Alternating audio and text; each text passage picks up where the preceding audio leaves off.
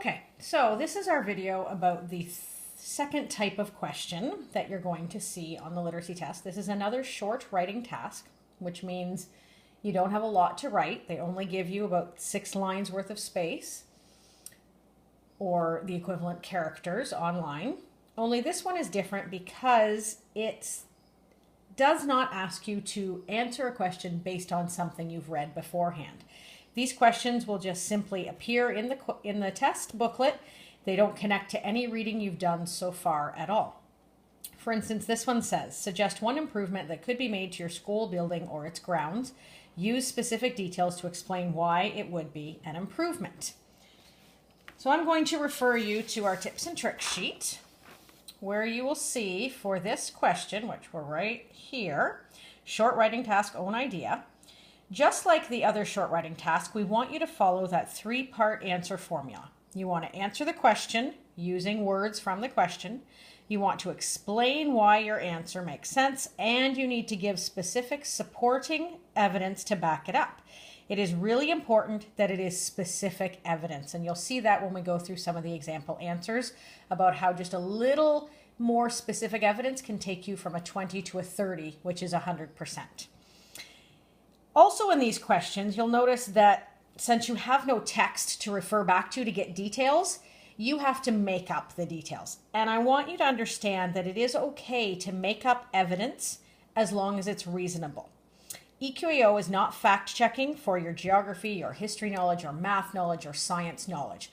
What they're doing is they're checking to see whether or not you can communicate an idea. So if a question asks you why, for instance, the polar bears in the Arctic are dying, and you need to give an example of a statistic and you don't have access to that, you can make up a statistic. You could say 50% of polar bears, when they are found dead, only have berries in their stomach, no meat. So you can make that fact up, and that is okay. And we want you to understand that it's okay to make up those facts on this test as long as it's reasonable information.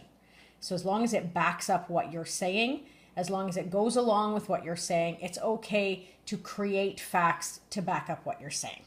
So let's take a look at the rubric for that example question that we just talked about. So one improvement that could be made to your school grounds.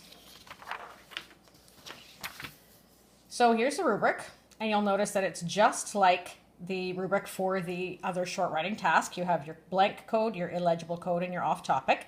Those 3 don't really matter very much because we're aiming to get down here into the marks.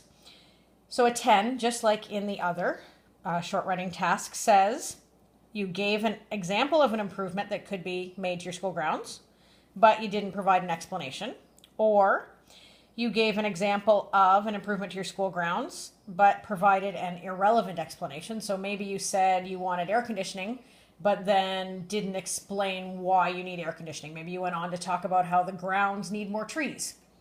So they don't connect. Or in a code 10, you provided a general comment about the current conditions of your school, just talked generally about your school, but didn't actually say something that could be improved. For a 20, a response is developed. You give an answer, right? You list an improvement that could be made, and you give a vague explanation as to why. So just not very detailed and not with specific evidence like we've told. Or the reader is required to make the connection between what you want done to your school and why it would be important. To get a 30, all it takes is taking either a 10 or a 20, giving us that very specific improvement that could be made, and then giving us specific relevant details and clearly explaining why. So let's take a look at some examples so you can see what marks they received. So this is a code 10. To my school building, we can improve our school by planting trees out by our school. So again, as we said, they've said what they could do, but they didn't explain why it's important. A 20 says, one improvement that could be made to my school grounds is better landscaping. I think it would make my school look prettier and more inviting. Very specific what could be done, an improvement, but a very vague explanation as to why. So it would look prettier, more inviting. Why is that good? Code 30, so this one does it all. This one does exactly what you're looking for. One improvement that could be made to my school would be to invest in solar panels. used the words from the question in their first line of their answer. My school and other schools use a lot of energy every day. With solar panels, it would decrease the energy from power plants or nuclear stations and help to decrease the use of energy used by millions all over the world.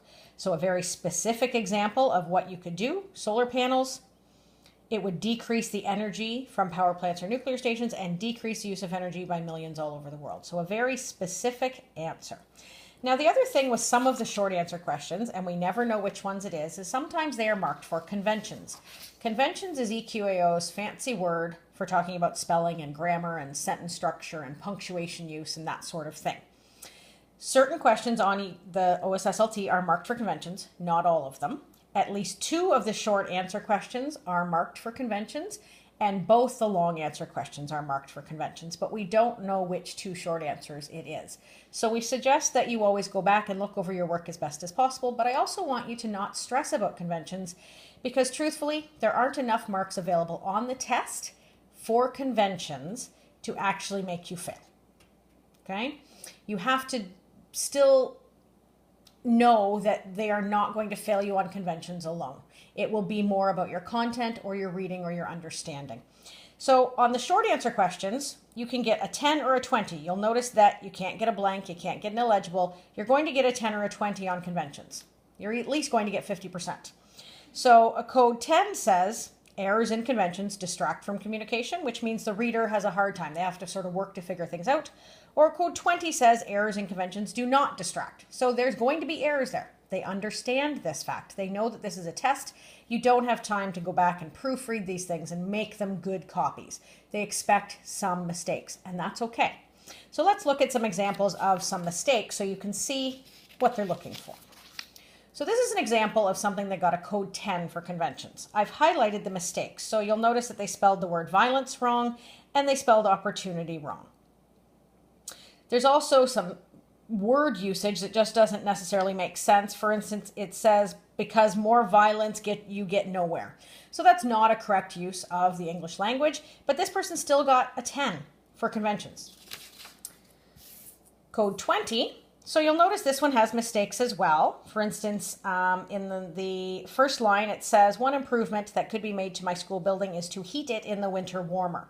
That's not how we would set up our sentence in English, but the reader could still understand what this person meant, so it was okay. They still got a 20.